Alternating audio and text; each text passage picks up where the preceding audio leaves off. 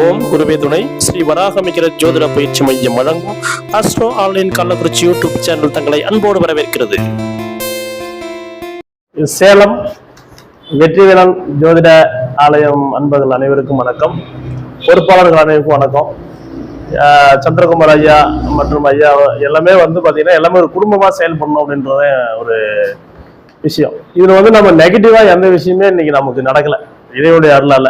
ஏன் அப்படின்னா இன்னைக்கு உலக இன்பத்தை அனுபவிக்கக்கூடிய ஒரு கிரகம் எது அப்படின்னா சுக்கிரன் தான். அந்த நட்சத்திரம் ஓடிட்டு இருக்குது. பூரம் சிம்ம ராசி, ஆளுமைத்தன்மையுடைய ராசி. அப்ப இன்னைக்கு நாம ஜெயிக்கலாம்.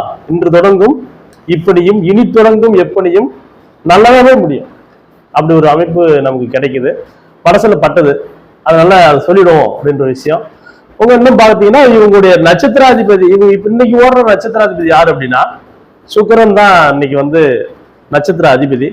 அவர் மகரத்துல நேரா சந்திரனை பாக்குறாரு, சந்திரனுடைய வீட்டை, சந்திரகுமாரை பாக்குறாரு.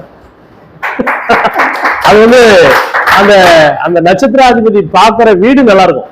அப்ப அந்த வீடு சந்திரனுடைய வீடுன்றதெல்லாம் சந்திரகுமார் இன்னிலிருந்து வளர்ச்சி போவார் அப்படின்னு சொல்லலாம். அப்ப அதே போல இப்ப நான் உங்களுக்கு சொல்லி என்னச்சுன்னா, நீங்க கொஞ்சம் படிச்சாலும் நிறைய படிச்சிருந்தாலும் உங்களுக்குன்னு ஒரு தனி பாதையை நீங்க வகுத்துக்கணும். இப்ப உதாரணமா நீங்க ஜோதிடத்துல ஒரு அடிப்படை முடிச்சுட்டு வச்சுங்களேன். நீங்க அடிப்படை முடிச்ச உடனே நீங்க யுக கணிதம் உங்களுக்கு தெரியும். ஒரு ஷார்ட்டா நீங்க உங்க செல்லை எடுத்து நீங்க எல்லாம் செல்லு வந்துருக்குது. இப்போ நம்ம ஜோதிடத்தை பேப்பர்ல படிச்சுட்டு பிறகு பேப்பர் நோட் எல்லாம் படிச்ச பிறகு இப்போ செல்லு தான் படிக்கிறோம். இப்போ நம்ம செல்லுல நமக்குன்னு ஒரு சேனல் ஓபன் பண்ணி டெய்லி ஒரு வீடியோ போடுங்க. ஒரு நிமிஷம் வீடியோ போடுங்க. நீங்க 10 நிமிஷம் 15 நிமிஷம் பேசுறா பார்க்க மாட்டாங்க. 1 நிமிஷம் வீடியோ போடலாம். உங்களுக்கும் தனி ஒரு சேனல் ஓபன் பண்ணுங்க.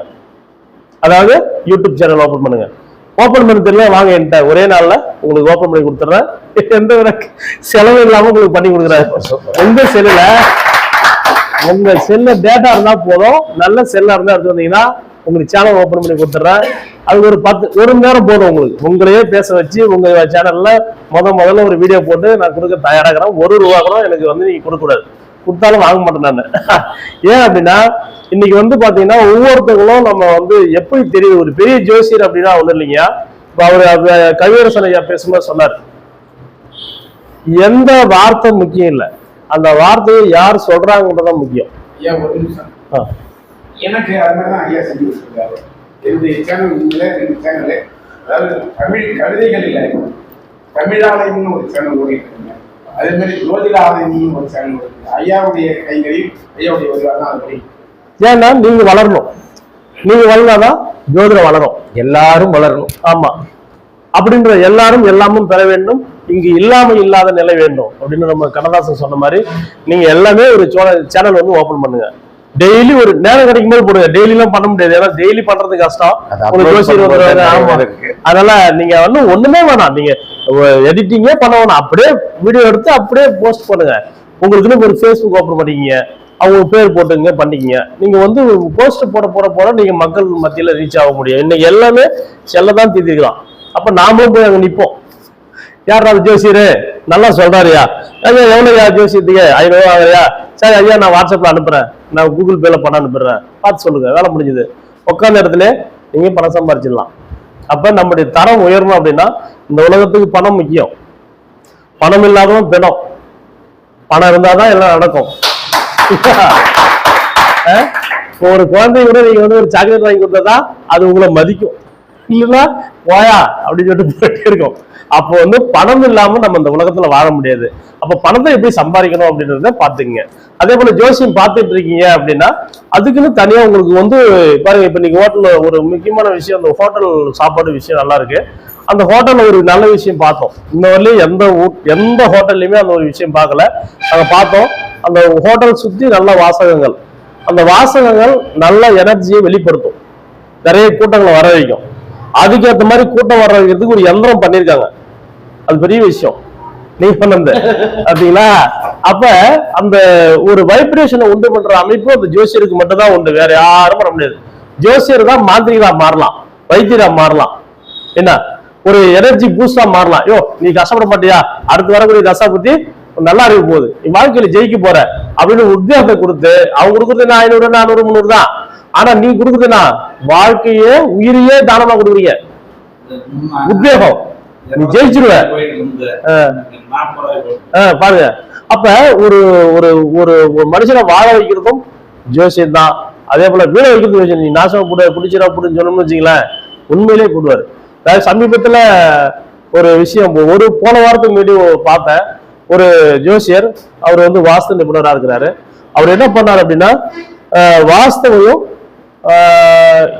இது தெய்வத்தையும் இணைக்க கூடாது, வாஸ்துக்கும் கடவுளுக்கும் சம்பந்தம் இல்லைன்னு ஒரு சேனல்ல பேசியிருந்தார். பார்த்துட்டு மனசு சகனமா போச்சு, என்னடா அப்படி பேசுறாரு அப்படின்ற. கடைசியில் நேத்து பார்த்தா அந்த ஜோசியர் இல்லை, மனசுல பட்டுது. நான் ஒரு 2 பேருக்கு சொன்னேன், இதெல்லாம் சொல்லக்கூடாது நம்ம ஏனோ. இருந்தாலும் அவர் சொல்ற விஷயம் என்னன்னா, தான் வந்து வாழ்க்கையில ட்ரெண்டிங் ஆகணும், மக்கள் மத்தியில வந்து நான் ஜெயிக்கணும் அப்படின்ற என்ன பண்றாருன்னா, இல்லாத விஷயத்த சொல்றாங்க. கிழக்கு அப்படின்னா வாஸ்து சக்தி இருக்காரு, கிழக்குனா இந்திரனுக்குரிய தசை. இந்திரன்னா புகழ், பணம், செல்வாக்கு. அந்த அந்த கிழக்கு தசை உயரம் ஆயிடுச்சுன்னா அந்த செல்வம் செல்வாக்கு வராது. இவ்வளவுதான் வாஸ்து, வேற ஒண்ணுமே இல்லை. இந்த விஷயத்த மாத்துறாரு, இல்லைன்றாரு. இது மனசுல ரொம்ப சங்கடப்பட்டேன். கடைசியில் அது நான் இது ஒரு சாபமா சொல்லல. கடைசியில பார்த்தா நான் ஃபேஸ்புக்ல பாக்குறேன், அவர் இல்ல, இறந்துட்டாரு, எக்ஸ்பெக்ட் வருது.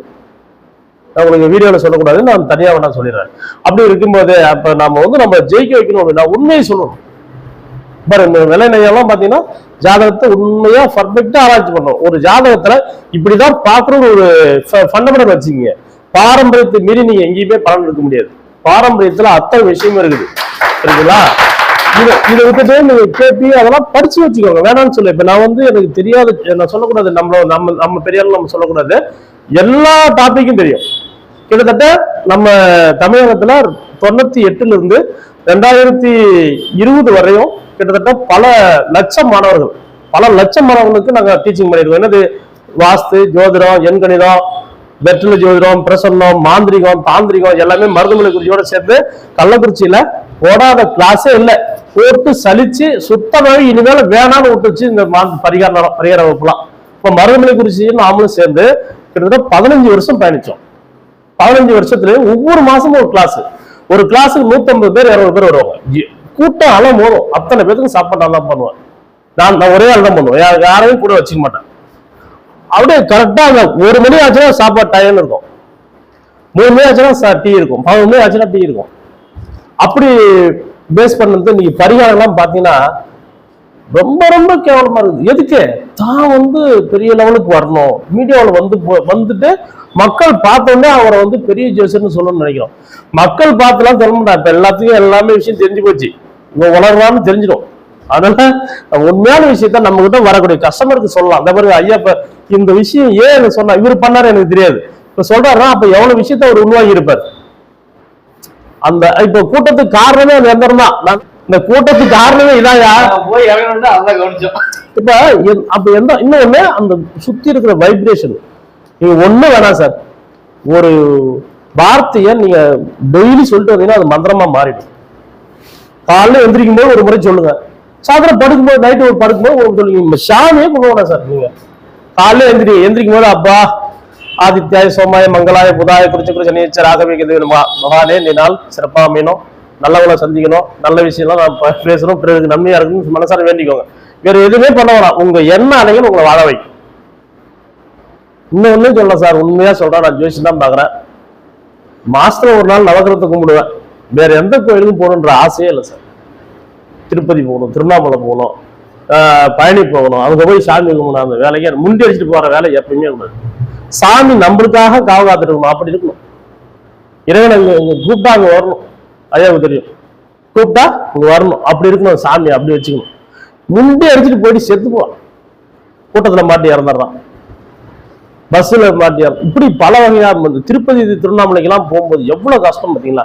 அவ்வளவு கூட்ட நெரிசல்ல சாவறான். எதுக்கு போய் சாமி பார்க்கறான்? உள்ளம் பெருங்கோயில், உடம்பு ஆலயம், வள்ளல் பிறாருக்கு வாய் கோபுர வாசல், தெல்ல தெரிந்தாருக்கு சீவன் தான் சிவலிங்கம், இந்த உயிர் தாண்டா சிவலிங்கம், வேற எதுவுமே இல்லாம இறைவன் சொல்றாரு. அப்ப இந்த விஷயத்தெல்லாம் நம்ம பண்ணணும். நம்ம ஜோசியரா இருக்கு, நாம வந்து நம்மள வந்து டெய்லி ஏதோ ஒரு மந்திரம். அவர் வந்து ஆஞ்சநேயர் கும்பிடுறாரு, எடுத்த உடனே மந்திரம் பேசும்போது என்ன சொல்றாரு, அந்த ஆஞ்சநேயருடைய மந்திரம் சொல்லி தான் பேசுறாரு. அது போல உங்களுக்குன்னு ஒரு உபாசனை தெய்வத்தை வச்சுக்கோங்க. ஒரு தெய்வத்தை ஏதோ ஒரு குரு கிட்ட வாங்கிடுங்க. அது வராகியா இருக்கலாம், குலதெய்வமா இருக்கலாம், அல்லது உங்க ஆஞ்சநேயர் இருக்கலாம். இப்படி ஏதோ ஒரு விஷயத்த பிடிச்சிங்க. எப்பவுமே ஒரு வாழை பிடிச்சா அந்த வாழை பிடிச்சி விடக்கூடாது, மேல போய் சேர்ந்துடணும். ஐயோ அது மேல போகுது, அந்த குதிரை மேல போகுது, அந்த வாழை பிடிச்சா இதை விட்டு ரெண்டை விட்டு கீழே வந்துருவீங்க. அதனால ஏதோ ஒரு விஷயத்த பிடிச்சிக்கோங்க. இதே போல ஜோசியராகிய நாம் ஜெயிக்கணும். நீங்களே நல்லா தான் உங்ககிட்ட ஜோசியம் பார்க்க வரவங்க நல்லா இருப்பாங்க. நாமளே தத்திரம் பிடிச்ச மாதிரி தான் அவன் என்ன பண்ணுவான், ஏன்னா இவனே சரி பண்ண முடியல, இவன் நம்மளும் சரி பண்ண வரான் நினைப்பா மாட்டாங்களா. அப்ப நாம நல்லா இருக்கணும், நாம ஜெயிக்கணும்ன்ற எண்ணம், டெய்லி பணம் வரணும் அப்படின்ற எண்ணம், இதெல்லாம் இருக்கணும். டெய்லி பணம் வரணும், டெய்லி கூட்டம் வரணும் அப்படின்னா அதுக்கெல்லாம் வந்து நமக்கு பரிகாரங்கள் இருக்குது. அந்த பரிகாரங்களை நீங்க செஞ்சுக்கலாம். அழகா நீங்க செஞ்சு வாழ்க்கையில ஜெயிக்க முடியும். டெய்லி பணம் வரணும் அப்படின்னா ஒரு மருந்து இருக்கு, நான் எழுதிக்கோங்க. மஸ்டார்ட்னு ஒரு மருந்து இருக்கு. மஸ்டார்ட் அப்படின்னு ஒரு மருந்து இருக்கு. அதை டெய்லி ஒரு 2 சொட்டு இந்த மாதிரி தண்ணியில இப்போ 1 லிட்டர் தண்ணி வச்சிருக்கீங்கன்னா ஒரு 5 சொட்டு போட்டு ஒரு கலக்கிட்டு குடிச்சிட்டீங்கன்னா உங்களுக்கு இன்னைக்கு 500 ரூபாய் வேணுமா? மஸ்டார்ட் மஸ்டார்ட்னு ஒரு மருந்து இருக்குதுங்க. அது வருமானம் வரணும்னா மஸ்டார்ட் அப்படின்னு ஒரு மருந்து இருக்கு, ஒரு ஃபிளவர் மெடிசன், லிக்விட் தான், தண்ணி மாதிரியே தான் இருக்கும், தண்ணியோட தண்ணியோட கலந்து போகும். அந்த மஸ்டார்ட் நீங்க டெய்லி சாப்பிடுவாங்க, தொடர்ந்து ஒரு 1.5 மாசம் சாப்பிட்டுருங்க. இந்த 1.5 மாசத்துல நீங்க உங்களை அது பணம் தராது, நீங்க பணத்தை தேடுவீங்க, தானா உங்களை தேடி வரும் பணம். அதே மாதிரி சார் எனக்கு தேவைக்கே போதும், இந்த பணம் வேணும்னா அந்த மஸ்டார்ட் மட்டும் நிறுத்திக்கலாம். இல்ல சார் இன்னைக்கு எனக்கு ஒரு 1000 ரூபாய் நீங்க தேவைன்னா இன்னைக்கு 3000 ரூபாய் வருமானம் வரணும் அப்படின்னா வைல்டு ஓட்ஸ் அப்படின்ற liquid flower medicine, wild oats, இதை சாப்பிட்டீங்கன்னா உங்களுக்கு வைல்டு ஓட்ஸ் இந்த மருந்து சாப்பிட்டீங்கன்னா உங்களுக்கு கிளைண்ட் அதிகமாகுவாங்க, பணம் உங்க தேவைக்கு மீறி வரும். அதே போல நீங்க வந்து ஒரு எந்திரம் கொடுத்து ஒரு 100 ரூபாய் கொடுப்பான் அப்படின்னா அவன் 1000 ரூபாய் கொடுத்து போவான். நீங்க கேட்காமலே பணம் தரது வைல்டு ஓட்ஸ். இந்த மாதிரி பரிகாரங்கள். அதே போல பணம் வர்றதுக்கு எந்திரங்கள் இருக்கு, பணம் வர்றதுக்கு சாமி இருக்குது. நான் என்ன சொல்றேன்னா, நமக்கு மூக்குல வந்து சதை வந்து போச்சு, பேச முடியல வச்சுக்கீங்க. நீங்க காது டாக்டர் போனீங்கன்னா மூக்கு சரியாகுமா? அவன் இல்லை. அப்ப நம்ம என்ன பண்ணணும், பணம் எந்த தெய்வம் வச்சிருக்குதோ அந்த தெய்வத்தை கும்பிடணும். யாராவது போறோமோ இல்லையே, சிவனை கும்பிடுறோம். சிவன் வந்து யாரு அப்படின்னா அவரு ஹெட் ஆஃப் த பவர், எல்லாத்தையும் பிடிக்கிற ஒரு கேலக்ஸி பவர் மாதிரி. அவர்கிட்ட போனீங்கன்னா ஞானம் கிடைக்கும். இந்த உலகம் பொய்யே, ஏன் இவரை செஞ்சுட்டு இருக்க, நீ சாமியார போ அப்படின்னு சொல்லுவாரு. சிவனுடைய வேலை அது. அப்ப நீங்க யார்கிட்ட போகணும், பெருமாள்கிட்ட போகணும், மகாராஜுக்கு போகணும். பணம் வேணும்னா சிவன்கிட்ட போகணும், நிம்மதியா இருந்தா போகணும். நிம்மதி இல்லை சார் ரொம்ப கஷ்டப்படுறோம் அப்படின்னா சிவபெருமானை கும்பிடலாம். பணம் மட்டும் போய் காட்டீங்கன்னா தர மாட்டாரு. சாம்பார் வேலை வச்சு கூப்பிட்டு சாம்பார் போடுவான் சாப்பாட்டுக்கு, காரக்குழம்பு வச்சு கூப்பிட்டா காரக்குழம்பு போடுவான், ரசம் வச்சுட்டு போய் காரக்குழம்பு போடலாம் போட மாட்டான். இப்ப இந்த மெத்தடை புரிஞ்சுக்கிட்டீங்கன்னா வாழ்க்கையில ஜெயிக்கலாம். அப்போ ஒரு மாசத்துல கண்டிப்பா மகாலட்சுமி வழிபாடும் பெருமாள் வழிபாடும் நீங்க பண்ணணும். அது வந்து உங்களுக்கு வந்து பிரதிஷ்டி பெற்ற தலமாக சின்ன கோயிலா இருந்தா அது அவ்வளவு சிறப்பு இல்லை. பல யுகங்களா இருந்த கோயிலா இருக்கணும், அது சாஸ்திர ரீதியா கட்டிருக்கணும். அப்படிப்பட்ட வாஸ்துப்படி கட்டிருக்க கோயிலா தான் நமக்கு பெஸ்டா இருக்கும். அப்படிப்பட்ட கோயிலுக்கு போகும்போது ஒரு 24 நிமிஷம் கோயில்ல உட்காரணும். நீங்க ஒரு எந்த கோயிலுக்கு போனாலும் ஒரு 1/2 மணி நேரம் உட்காரணும் சார். அப்படின்னாதான் இவங்க செல்லுக்கு எப்படி ரீசார்ஜ் குறைஞ்சு போச்சனோ அந்த ரீசார்ஜ் பண்ற இடம் கோயில். அப்ப நீங்க உங்களுக்கு இருக்கிற நெகட்டிவ் எல்லாம் போய் நீங்க நல்லது நடக்கும். உங்களை அறியாமலே ஒரு சந்தோஷம் வரும். இந்த உலகத்துல நீங்க வந்து ரொம்ப சங்கடப்படுறதும் மனசுதான், சந்தோஷமா இருக்கிறதும் மனசுதான், நீங்க இல்ல மனசுதான். அப்ப நம்ம வந்து மனசை சரி பண்ணணும். இப்ப மனசை சரி பண்றதுக்கு தான் நான் என்ன சொல்றேன்னா கோயிலுக்கு போங்க. கோயிலுக்கு போற பலன் குறைஞ்சு போச்சு. 6 மணி கோயிலுக்கு நீ ஜாதகம் பார்க்க வரவங்களை போய் கேட்டு பார்க்கல சார் எவ்வளவு நாள் சார் ஆகுது கோயிலுக்கு போயிட்டு அப்படின்னா, ஒரு வருஷம் போன வருஷம் போய் பொங்கல் வச்சுட்டு சார் அப்படிம்பாங்க. அப்ப குலதெய்வத்தை மறக்கூடாது. ஏன்னா குலதெய்வம்ன்றது நம்முடைய முன்னோர்கள் வழியா வந்த கும்பிட்ட அந்த இடம். அந்த இடத்துல நம்ம முப்பாட்டம் பாட்டம் அத்தனை பேருடைய கால் தரவும் பதிச்சிருக்கும். அந்த தெய்வத்தை நீங்க அந்த வழிபட்டீங்கன்னா தான் உங்களுடைய அந்த அணுக்களோட சேர்ந்து நீங்க பயணிச்சு வாழ்க்கையில முன்னுக்கு வரலாம். அவங்களுடைய ஆசீர்வாதம் கிடைக்கும். குலதெய்வம்ன்றது நம்முடைய முன்னோர்கள் தான், வேற யாரும் இல்லை. அப்ப குலதெய்வ வழிபாடும் பண்ணணும். நம்ம ஏன் ஜோசியரா இருக்கிறதுக்கு அதுதான் வழி. நம்ம ஜோசியரா இருக்கணும், நம்ம ஜெயிக்கணும், நாமளும் பெரிய ஜோசியரா வரணும், 4 பேருக்கு முன்னாடி வரணும் அப்படின்னு நினைச்சீங்கன்னா இதை செய்யுங்க. அடுத்தது நான் சொன்ன மாதிரி கண்டிப்பாக உங்களுக்குன்னு ஒரு சேனல் ஓபன் பண்ணுங்க, ஃபேஸ்புக் ஓபன் பண்ணுங்க, டெய்லி ஏதோ ஒரு கருத்து போடுங்க, டெய்லி 4 பேர் பார்ப்பாங்க. அப்ப பாக்குறதால என்ன பண்ணுவோம், நீங்க தொடர்ந்து அடிமேல அடி அடிச்சா அம்மியும் நவுரும். அப்ப நீங்க ஜோதிட கருத்துக்களை போட போட போட உங்க நண்பர்களே என் ஜாதகம் பார்த்து சொல்லா, ஜாதகம் சும்மா பார்க்க கூடாதுப்பா, அப்படியா சின்னப்பா ஒரு 300 ரூபா வச்சுக்க, எனக்கு ஜாதகத்தை பார்த்து சொல்லு. நம்ம பார்த்தவங்ககிட்டே பணம் வாங்கணும், நம்ம சொந்தக்கிட்டே பணம் வாங்கணும். நீங்க வாங்க தேவையில்ல, நீங்க உங்க தகுதி வளர்ந்து போச்சுன்னா அவன் தானா காசு கொடுப்பான். நீங்க காசை தேடி போக வேண்டிய அவசியம் இல்லை. அதனால நீங்க நிறைய படிச்சு உங்ககிட்ட சரக்கு நிறைய இருந்ததுன்னா கண்டிப்பா அதை வாங்குறதுக்கு நிறைய பேர் வருவான். அதனால நம்ம ஜோசியராகி நாம எல்லாம் இணைந்து பயணிக்கணும். எப்பயுமே கோழிக்கு பார்த்தீங்கன்னா, கோழி அது அந்த குஞ்சு போச்சு கொஞ்ச நாளா என்ன பண்ணும், பொத்தி துரத்திடும். ஓடிப்போ, நீ அங்க போய் போச்சுக்கு கிட்ட சேர்க்காது சார். அது தன்னுடைய இறைய தேடுறதுக்கு முற்பட்டது அப்படின்னா அந்த குஞ்சு என்ன பண்ணு தெரியுங்களா, ஒவ்வொரு மீட்டிங்லயும் நீங்க எல்லாத்தையும் கூப்பிடுங்க, யாரையும் விகல்பம் நினைக்க வேணாம், எல்லாத்தையும் கூப்பிடுங்க, பேச வைங்க, ஒவ்வொருத்தருக்கும் தலைப்பு கொடுங்க, டைமிங்கோட முடியுங்க, அந்த மாதிரி பண்ணுங்க, நல்லா ஜெயிச்சிடலாம். அது இதான் என்னுடைய கருத்து. புரியுதுங்களா? அடுத்து பாத்தீங்கன்னா இப்போ அடுத்த சனிக்கிழமை கள்ளக்குறிச்சியில மீட்டிங் இருக்குது. நீங்க பேசுறீங்க அப்படின்னா எங்களுக்கு தொடர்பு கொள்ளுங்க. இந்த தலைப்புல பேசுறேன் அப்படின்னா போட்டு நான் இது பண்ணிடுறேன், வந்து பேசலாம். இப்ப நீங்க பேச என்ன சார் யூடியூப்ல போடும்போதுன்னா உங்க 4 பேர் பார்க்க ஆரம்பிக்கும் போது ஆட்டோமேட்டிக்கா உங்களுக்கு கிரைட் வருவாங்க, நீங்களும் ஜோசியர்னு வெளியே வரலாம்.